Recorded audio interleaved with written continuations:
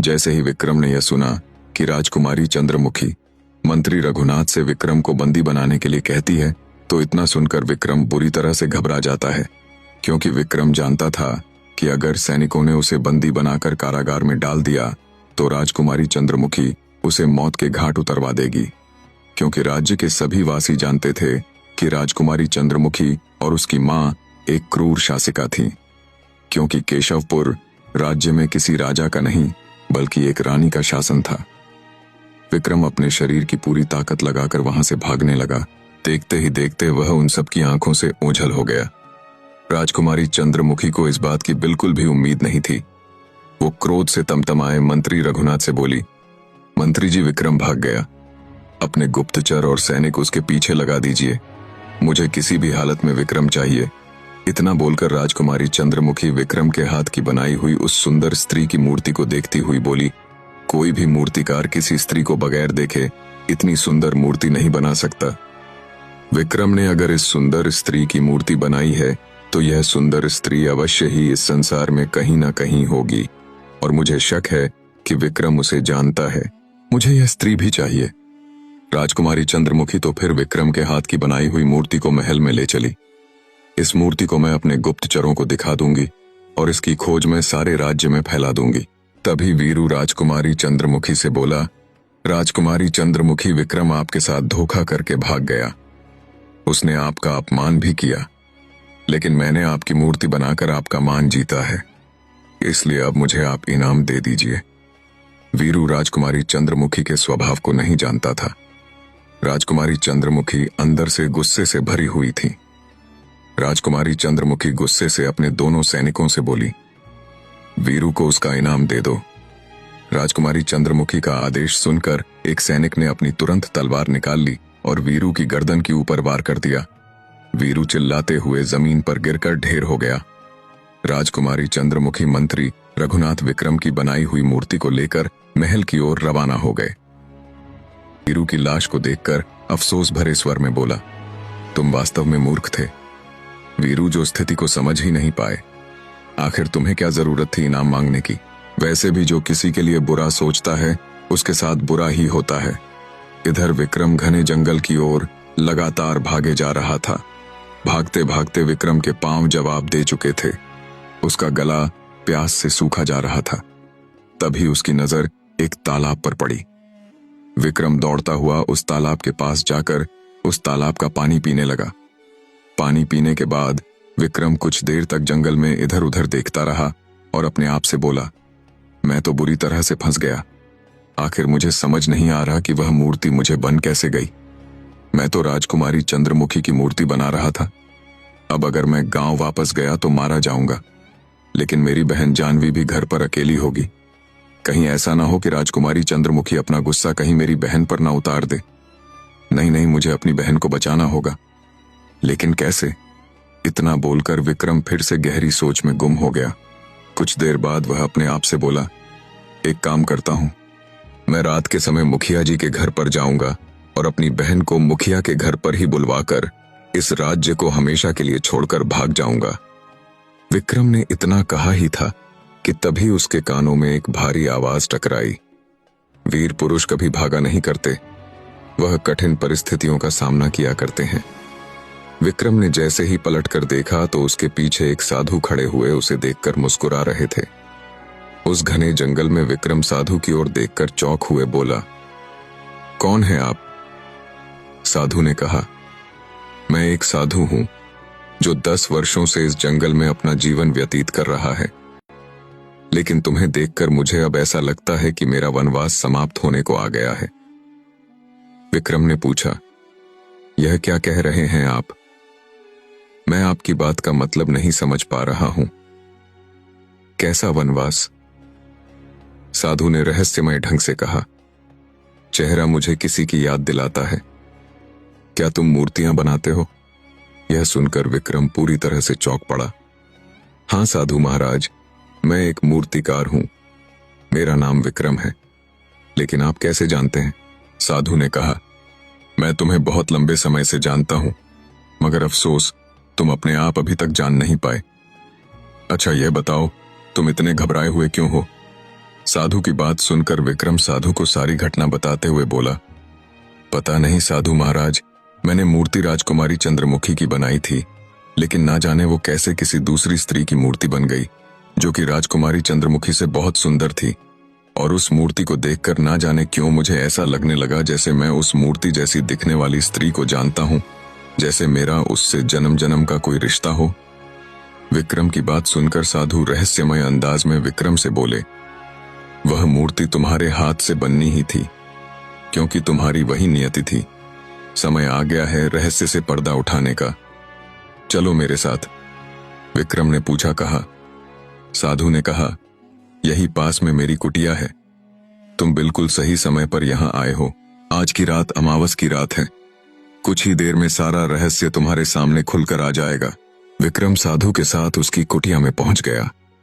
कुटिया में पहुंचकर साधु हाथ में एक कलश में जल लेकर विक्रम को पकड़ते हुए बोले, इस जल को पी लो। जैसे ही तुम इस जल को पियोगे तुम्हें सब कुछ याद आ जाएगा। विक्रम ने साधु के हाथ से कलश को ले लिया और जल को पीने लगा। जल को पीते ही विक्रम का सर बुरी तरह से चकराने लगा और कुछ ही क्षणों में उसके सामने दृश्य घूमने लगे। विक्रम ने अपनी आंखें बंद कर लीं। कुछ देर बाद विक्रम अपनी आंखें खोलते हुए साधु से बोला, मुझे सब कुछ याद आ गया है साधु महाराज। साधु ने कहा, तो फिर समय आ गया है विक्रम, तुम मेरे साथ अभी और इसी समय राजमहल में चलोगे। इतना बोलकर साधु ने अपने हाथ की छड़ी टेढ़ी दिशा में घुमाना प्रारंभ कर दी। कुछ ही देर में एक गोल आकार का द्वार जो रंग बिरंगी किरणों से चमक रहा था वहां पर बन गया। साधु उस द्वार को देखकर विक्रम से बोले, जैसे ही हम दोनों इस द्वार को पार करेंगे सही स्थान पर पहुंच जाएंगे। इधर राजकुमारी चंद्रमुखी मंत्री रघुनाथ के साथ अपने महल तक आ पहुंची।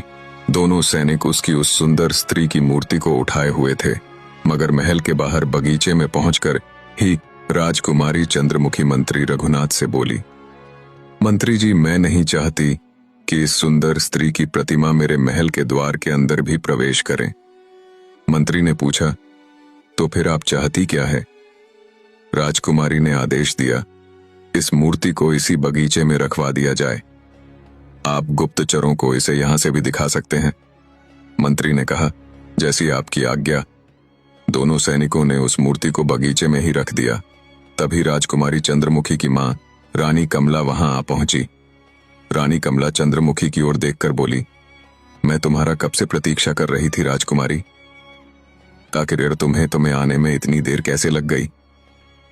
राजकुमारी अपनी मां कमला को सारी घटना बताती हुई बोली, उसने मेरी सुंदरता का अपमान किया है, परंतु मैं उसे छोड़ूंगी नहीं मां।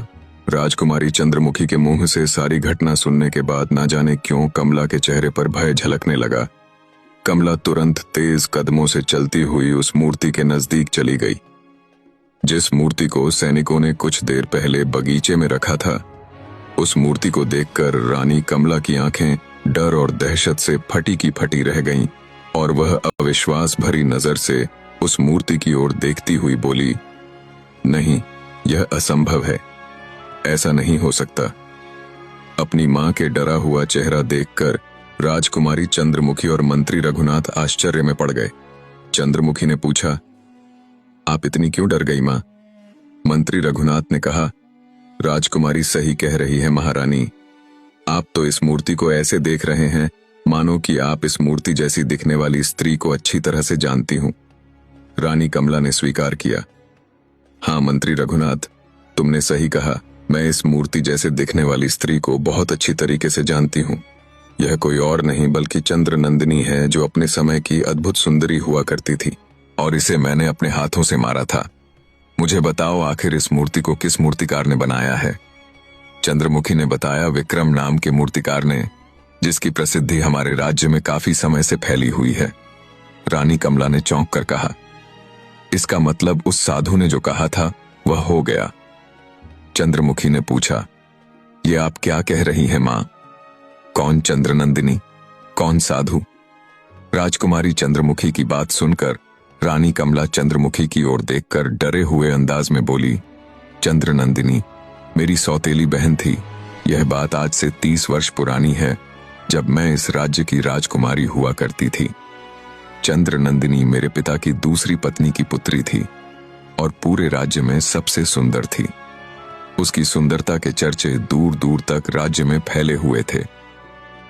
हम दोनों का बचपन साथ ही बीता और हम दोनों साथ साथ ही जवान हुए। चंद्रनंदिनी अपना जीवन जहां साधारण तरीके से बिताना चाहती थी, तो वहीं मैं अपने पिता के बाद इस राज्य की बागडोर संभालकर महारानी बनना चाहती थी। चंद्रनंदिनी उम्र में मुझसे 2 वर्ष छोटी थी। फिर रानी कमला ने पुरानी घटना याद करते हुए बताया, एक दिन की बात है जब मुझे एक गुप्तचर ने चंद्रनंदिनी के बारे में एक सूचना दी। दरअसल दोपहर के समय राजकुमारी कमला अपने बगीचे में सुंदर फूलों को देख रही थी कि तभी एक गुप्तचर वहां आकर राजकुमारी कमला से बोला, राजकुमारी, आपका शक बिल्कुल सही है। राजकुमारी, आपकी सौतेली बहन राजकुमारी चंद्रनंदिनी ही केशवपुर राज्य में एक मूर्तिकार से चुप चुप के मिलती है और वह उस मूर्तिकार से प्रेम करने लगी है। राजकुमारी कमला ने पूछा, उस मूर्तिकार का क्या नाम है? गुप्तचर ने बताया, उस मूर्तिकार का नाम विक्रम है। राजकुमारी कमला ने कहा, तुमने मुझे यह बात बताकर बहुत अच्छा कार्य किया। वैसे भी मैं राजकुमारी चंद्रनंदिनी को अपने रास्ते से हटाने की सोच रही थी, लेकिन मुझे कोई ठोस वजह नहीं मिल रही थी। और इससे बेहतर ठोस वजह क्या हो सकती है कि राजकुमारी का प्रेम प्रसंग एक साधारण मूर्तिकार से हो। गुप्तचर ने कहा, लेकिन राजकुमारी कमला, आपकी सौतेली बहन तो साधारण जीवन जीना चाहती है। भला आपको उनसे कैसा खतरा हो सकता है? राजकुमारी कमला ने कहा, इंसान का मन कब बदल जाए। अब तुम जा सकते हो। गुप्तचर वहां से चला गया। राजकुमारी कमला सीधे सेनापति हरिसेन के पास जाकर बोली, हमें पता चला है कि हमारी सौतेली बहन विक्रम नाम के एक मूर्तिकार से प्रेम करती है और वह उससे चुप चुप के मिलती है। उसने राजमहल के नियमों को तोड़ा है, जिसका दंड मौत की सजा है। जाकर विक्रम और राजकुमारी चंद्रनंदिनी को बंदी बनाकर घसीटते हुए महल में लेकर आओ। सेनापति ने हैरानी से पूछा, यह आप क्या कह रही हैं? राजकुमारी चंद्रनंदिनी आपकी बहन है। राजकुमारी कमला ने कहा, जानती हूं। देखो, पिताजी बीमार है। उनके स्वर्गवास के बाद इस राज्य की सत्ता की बागडोर मैं ही संभालूं, तो तुम अभी से मेरे आदेशों का पालन करना प्रारंभ कर दो। राजकुमारी कमला की बात सुनकर सेनापति हर से सैनिकों को लेकर वहां से चला गया। इधर जंगल में राजकुमारी चंद्रनंदिनी एक वृक्ष के नीचे बैठी हुई थी और विक्रम नाम का एक मूर्तिकार उसकी मूर्ति बना रहा था। तभी वहां पर एक साधु आ पहुंचा और विक्रम की ओर देखकर बोला, यह तुम क्या कर रहे हो? विक्रम ने कहा, साधु महाराज, मैं राजकुमारी चंद्रनंदिनी की मूर्ति बना रहा हूं। साधु ने चेतावनी दी, मैं तुम्हें जानता हूं। तुम्हारे अंदर एक विचित्र कला है। तुम एक विचित्र मूर्तिकार हो, लेकिन तुम आग से खेल रहे हो। राजकुमारी चंद्रनंदिनी की सौतेली बहन राजकुमारी कमला वैसे भी अंदर ही अंदर राजकुमारी चंद्रनंदिनी की सुंदरता से बहुत जलती है और वह उसे रास्ते से हटाने के बारे में हमेशा सोचती रहती है। तुम इससे मिलकर उसका रास्ता आसान कर रहे हो। यह सुनकर चंद्रनंदिनी चौंक पड़ी और साधु से बोली, लेकिन साधु महाराज, मैं विक्रम से प्रेम करती हूं। क्या प्रेम करना कोई जुर्म है? मैं अपना जीवन एक राजकुमारी की तरह नहीं, बल्कि एक मूर्तिकार की पत्नी बनकर साधारण तरीके से व्यतीत करना चाहती हूं। मुझे राज्य का कोई मोह नहीं। क्या ऐसा करना पाप है? साधु ने कहा, नहीं राजकुमारी, तुम्हारी बातों ने मेरे मन को जीत लिया है। अगर तुम्हारा प्रेम सच्चा है तो विश्वास करो, मैं तुम्हारा मिलन विक्रम मूर्तिकार से स्वयं कराऊंगा। साधु ने इतना कहा ही था कि तभी वहां पर सेनापति अपने सैनिकों के साथ आ पहुंचा और अपने सैनिकों की ओर देखकर बोला, विक्रम और चंद्रनंदिनी को बंदी बनाकर महल में ले चलो। चंद्रनंदिनी ने विरोध किया। यह आप क्या कह रहे हैं? सेनापति ने कहा, क्षमा कीजिए राजकुमारी चंद्रनंदिनी, परंतु मैं मजबूर हूं। मुझे ऐसा करने का आदेश आपकी बहन ने ही दिया है। चंद्रनंदिनी ने कहा, यह सरासर गलत आदेश है। सेनापति ने अफसोस जताया, जानता हूं, लेकिन मैं कुछ नहीं कर सकता। सैनिक राजकुमारी चंद्रनंदिनी और विक्रम को घसीटते हुए महल की ओर ले जाने लगे। साधु उन दोनों की ओर देखकर बोला, तुम दोनों को चिंता करने की आवश्यकता नहीं है। मैं राजकुमारी कमला से बात करूंगा। और मैं तुम दोनों को कुछ नहीं होने दूंगा। कुछ ही देर में चंद्रनंदिनी और विक्रम बंदी बने हुए राजकुमारी कमला के सामने खड़े हुए थे। राजकुमारी कमला उन दोनों की ओर देखकर बोली, तुम दोनों का प्रेम प्रसंग राजमहल में रहने वालों के लिए एक काला अध्याय है। तुम दोनों को मरना होगा। चंद्रनंदिनी ने विनती की, ऐसा मत करो दीदी, मैं विक्रम से प्रेम करती हूँ।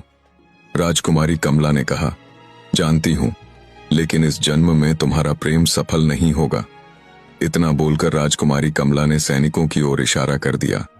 सैनिक ने तुरंत अपनी तलवार लेकर राजकुमारी चंद्रनंदिनी की गर्दन पर वार कर दिया। चंद्रनंदिनी ने तड़पते हुए दम तोड़ दिया।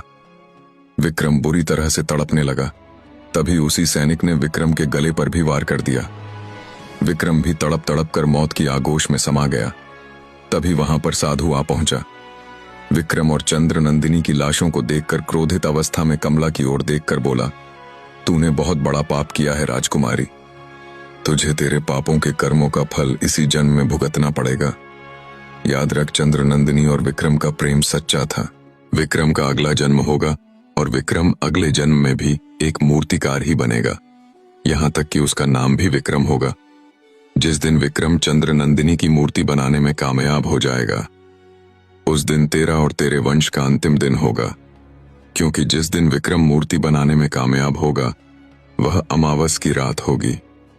विक्रम उस मूर्ति को जैसे ही स्पर्श करेगा, वह मूर्ति चंद्रनंदिनी में परिवर्तित हो जाएगी और चंद्रनंदिनी के हाथों से ही तेरे वंश का अंत होगा और विक्रम और चंद्रनंदिनी का मिलन होगा।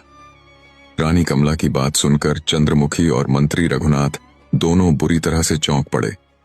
अगले ही पल वहां पर एक गोल द्वार, जो कि रंग बिरंगी किरणों से चमक रहा था, प्रकट हो गया। उस द्वार में से विक्रम और साधु निकलकर बाहर आ गए। साधु को देखकर रानी कमला चीखते हुए बोली, यह वही साधु है। तभी साधु विक्रम से बोले, विक्रम, इस मूर्ति को तुरंत स्पर्श करो। आज अमावस की रात है। ऐसा होते ही चंद्रनंदिनी जीवित हो उठेगी। विक्रम दौड़ते हुए उस मूर्ति के पास चला गया और उसने उस मूर्ति को जैसे ही स्पर्श किया, अगले ही पल रंग बिरंगी किरण से चंद्रनंदिनी जीवित हो उठी और विक्रम की ओर प्रेम भरी नजरों से देखती हुई बोली, तो आखिरकार तुमने दूसरा जन्म ले ही लिया। विक्रम ने कहा, हाँ चंद्रनंदिनी, अब हमें कोई अलग नहीं कर सकता। तभी साधु चंद्रनंदिनी की ओर देखकर बोले, चंद्रनंदिनी, तुम्हारे अंदर अब अद्भुत शक्तियां हैं। तुम अपने मन में जो सोचोगी वही होगा। तुम्हें अपनी सौतेली बहन और उसके वंश को खत्म करना होगा। तुम्हारी सौतेली बहन कमला का पति पहले ही संसार छोड़कर जा चुका है। इसकी केवल एक ही पुत्री है, चंद्रमुखी, जो कि अपनी मां के नक्श कदम पर ही चल रही है। साधु ने इतना कहा ही था कि तभी चंद्रनंदिनी में क्रोधित भरी नजरों से चंद्रमुखी और रानी कमला को देखने लगी। अगले ही पल उसकी आंखों से आग निकलने लगी। कमला और चंद्रमुखी उस आग की चपेट में आकर लकड़ी राख हो गए। रघुनाथ इस दृश्य को देखकर बोला, मनुष्य को अपने बुरे कर्मों का फल ही भुगतना पड़ता है। आज से आप ही इस राज्य की महारानी हैं। अगले दिन स्वप्नमयी और विक्रम का विवाह धूमधाम से संपन्न हुआ और उसके बाद पूरा राज्य शांति से अपना जीवन यापन बिना किसी भय और चिंता के करने लगा। इस कहानी से हमें यह सीख मिलती है कि मनुष्य को कभी भी मोह माया और लालच में आकर कोई ऐसा कार्य नहीं करना चाहिए जिससे आगे जाकर उसको अपनी करनी का हर्जाना भुगतना पड़े, और अपने वर्तमान को सुधारने के लिए भविष्य को अंधकारमयी नहीं बनाना चाहिए। आपको कहानी थोड़ी सी भी पसंद आई हो तो वीडियो को लाइक और प्यारा सा कमेंट कर देना कि आपको कहानी कैसी लगी। मिलता हूँ आपसे एक और नई और दिल दहला देने वाली कहानी के साथ।